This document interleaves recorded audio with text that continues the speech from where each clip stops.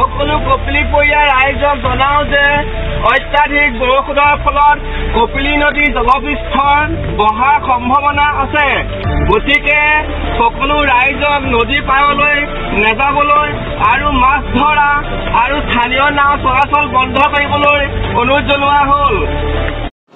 এইটো এটা বহুত বৃহৎ ডাঙৰ এৰিয়াৰ দলং হয়। এইটো শিমলগুৰিৰ পৰা বক্সৰ ইপিনে আপোনাৰ ডালিমবাৰী ইপিনে আমাৰ কাৰ্বি আংলঙৰ সংযোগ এটা দলং হয় আৰু এই দলংখনৰ আজি প্ৰায় বহুত বছৰ ধৰি ৰাইজে ভুক্তভোগী হৈ আছে। গভৰ্ণমেণ্টে তাত চকু নিদিয়ে, কেইবাবাৰো জোখ মাপ ল'লে।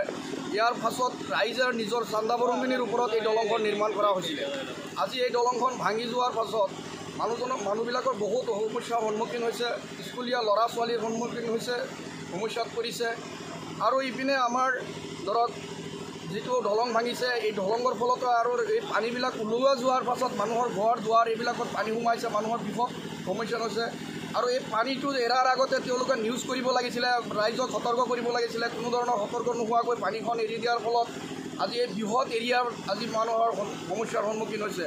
গতিকে চৰকাৰ প্ৰশাসনে এইবিলাকত অলপ চকু দিব লাগে আৰু এই বান্ধখনৰ পানী এৰি দিয়াৰ আগত তেওঁলোকে কোনো নিউজ নকৰাকৈ কেনেকৈ পানীটো এৰি দিয়ে, ইয়াৰ কাৰণে কিছু অলপ চৰকাৰে বিহিত ব্যৱস্থা ল'ব লাগে।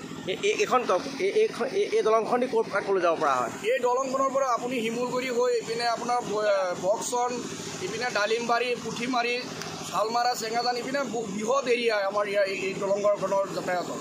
এনে ঘৰ দুৱাৰ সোমাইছে নি পানী? মানুহ বহুত মানুহৰ ঘৰৰ দ্বাৰত পানী সোমাইছে। এইপিনে নদী ভাঙিছে, কেইবা ঠাইতো ছিঙিছে। মাতাৱৰী নথকাৰ কাৰণে বহুত মানুহৰ সমস্যাৰ সন্মুখীন হৈছে। চৰকাৰে ইয়াত কোনো চকু নিদিয়ে। চৰকাৰৰ খালী লাগে ভোট লাগে, মানুহক ঠগাৰ মানে চিন্তাধাৰাত আছে। কেতিয়া ভাঙিছে? কালিৰ পৰা ভাঙিছে। কালি ভাঙাৰ পাছত মানুহৰ সমস্যাৰ সন্মুখীন হৈছে, বহুত সমস্যা হৈছে। মানুহবিলাক এতিয়া অহা যোৱা যাতায়াতৰ সমস্যা হৈ গৈছে। মানুহ চব ঘৰতে সোমাই আছে।